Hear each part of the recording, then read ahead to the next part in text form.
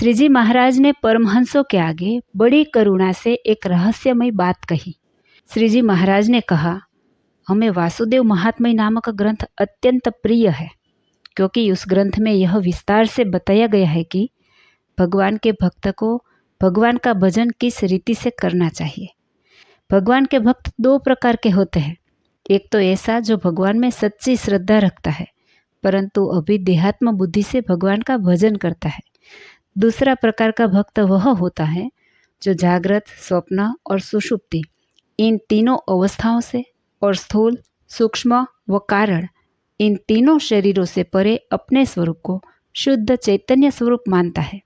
वह अपने आत्म स्वरूप में भगवान की दिव्य मूर्ति को धारण करके भजन करता है।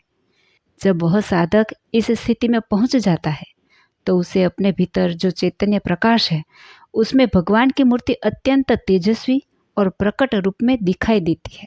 लेकिन जब तक किसी भक्त को आत्मा और भगवान का साक्षात्कार नहीं हुआ हो, जब तक उसकी स्थिति दृढ़ न हो गई हो, तब तक वह चाहे कितना भी बड़ा क्यों न हो, माया उसे भ्रमित कर सकती है।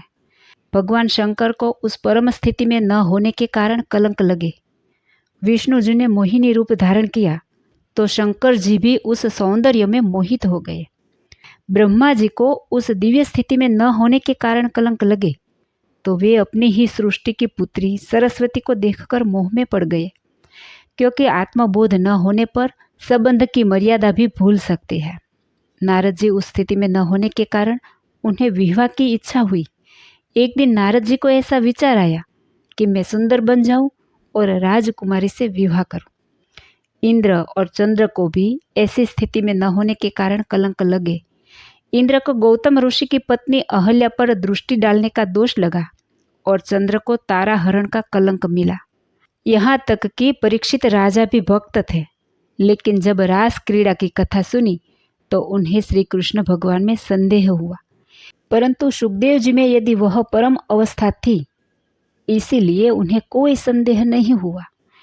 ऐसे भक्त को यह दृढ़ विश्वास रहता है कि मुझ में कोई दोष नहीं लग सकता और दोष कुछ कर ही नहीं सकता, तो जिस भगवान के भजन से मैं इस स्थिति को प्राप्त हुआ हूँ, उस भगवान में तो कोई माया का दोष हो ही नहीं सकता।